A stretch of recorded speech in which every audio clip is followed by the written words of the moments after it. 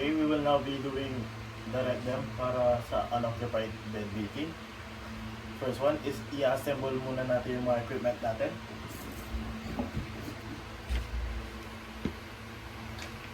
Yan, naka-assemble na. Ngayon, mag-perform tayo ng hand hygiene para maiwasan yung yung pag-transfer ng microorganisms natin sa bed para sa mga bagong patient natin. Then, i-adjust natin yung bed sa working height. Sa sitwasyon natin ngayon, hindi natin siya ma-adjust kasi naka-fix na siya at saka sobrang lalim na. Bakit natin ginagawa to? Para hindi tayo mahirapan. Disconnect the call bell or anything. Di-disconnect natin yung call bell para di tayo mahirapan at di maging sagabal sa pag-bed making natin. Tsaka alisin na din natin yung linen.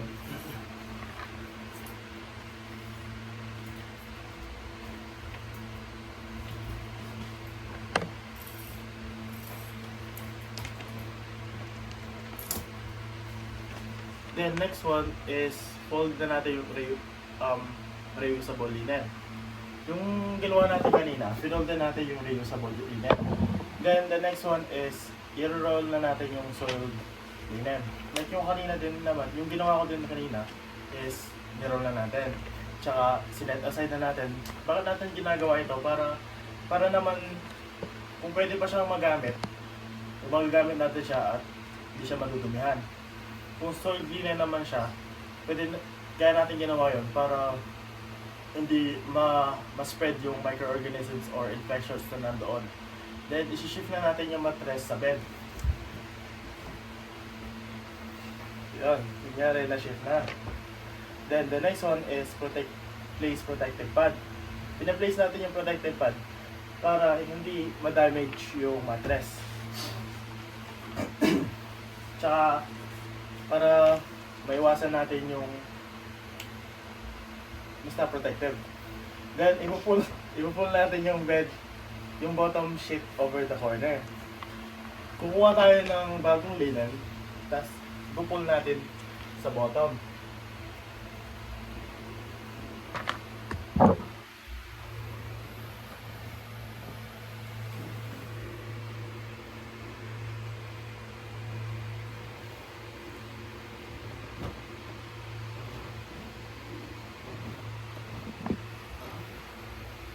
Then, the next one is secure na natin yung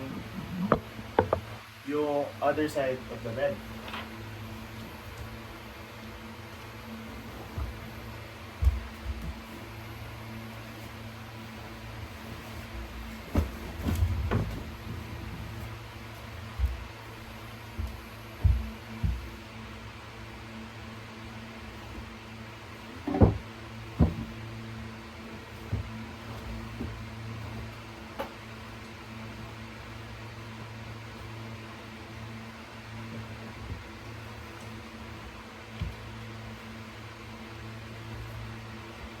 Kaya rin naka-secure na.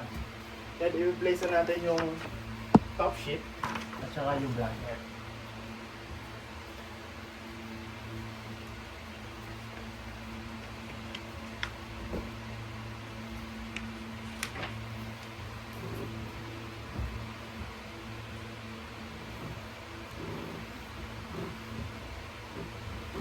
Medyo maikli yung blanket. So, kunyari na place na. Then, i-tuck natin yung top sheet.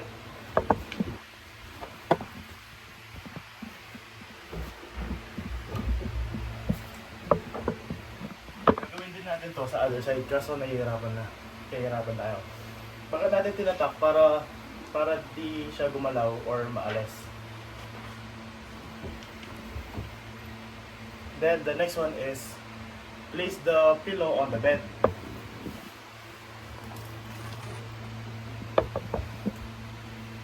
Bakit natin ginagawa yung place ng pillow? Para ma-complete natin yung bed making at di nawawala yung pillow pag na-transfer na yung patient. Then, isa-secure na natin yung signal evidence ay device.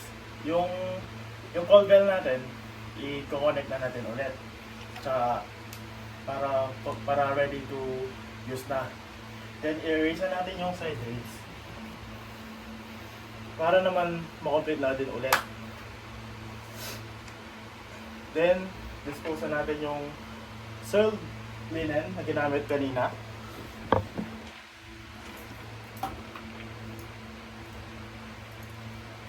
Then, i-remove na natin yung PPE and perform hand hygiene.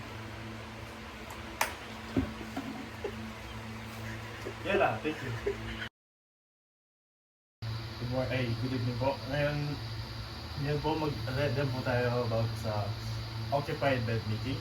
So, first one po is check the chart of the patient po.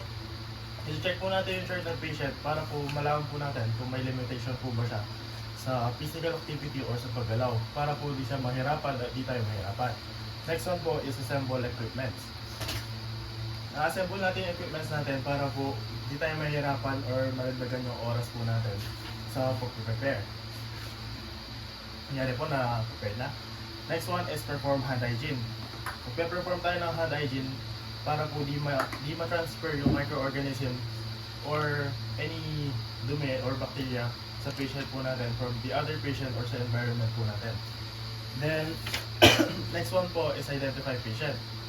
Sir, pwede po wala kang pangalan, sir?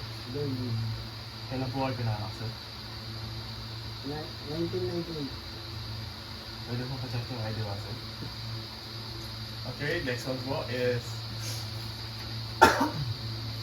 po is close curtain and provide privacy.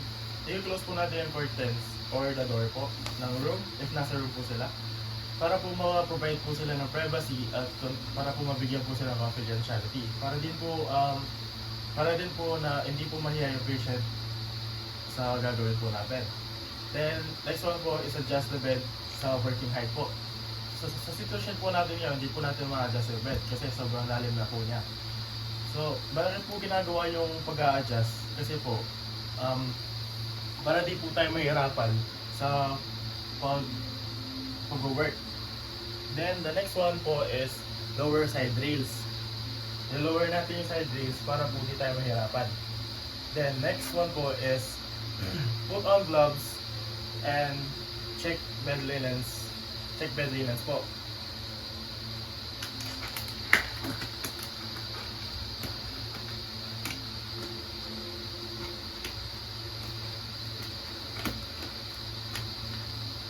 Kunyari na lang po, naglagay po ako ng gloves. Then, nag-check po natin yung mga linens po natin kung may 4 corners po ba sila.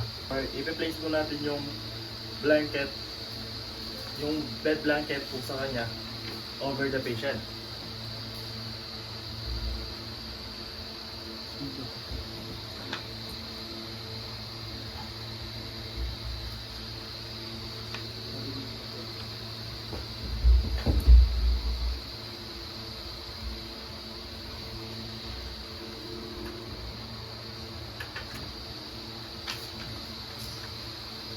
Then po, i-assist natin yung patient na mag-move or mag-turn towards the side.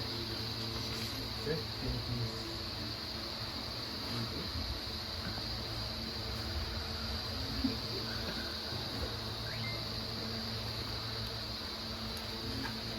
Then next one po is ilulusan na po natin yung mga linens po from the bottom.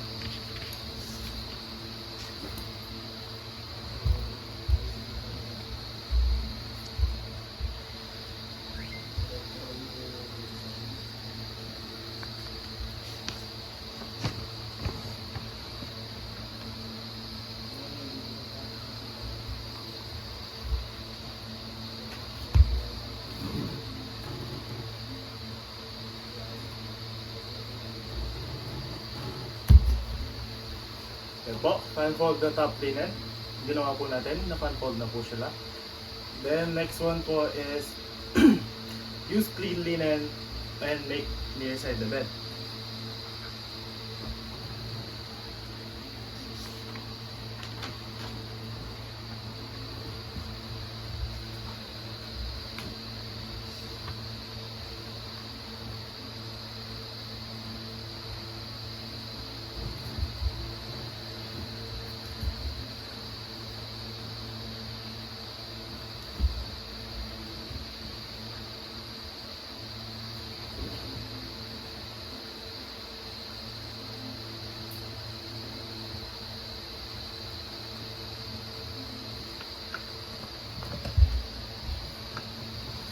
Then next po, i-place po natin yung protective pad sa patient. Ngayon po, kunyari po, place na po natin yung protective pad since wala po tayo ng ganun dito. Yun po nakakatulong po para doon po naman, i-protect po yung patient. Then, i-raise na po natin yung side rails para po ma-assist natin yung patient sa pag-rollover niya po. Raise.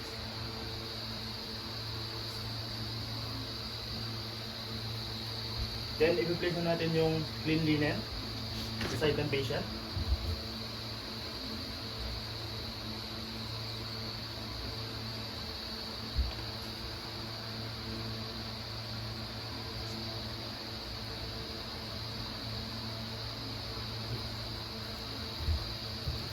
Then, i-change na natin yung pillowcase ng patient.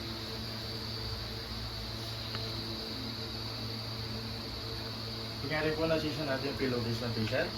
Ngayon, apply top linen, sheets, and blanket.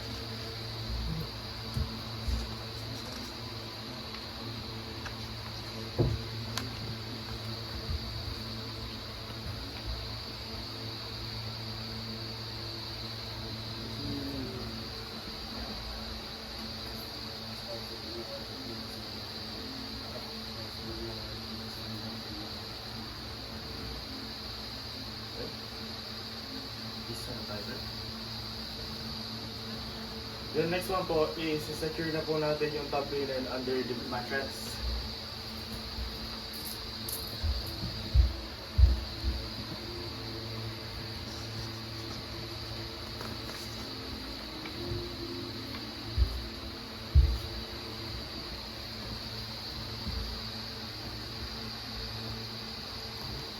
Then the next one po is to turn the patient to a comfy position po.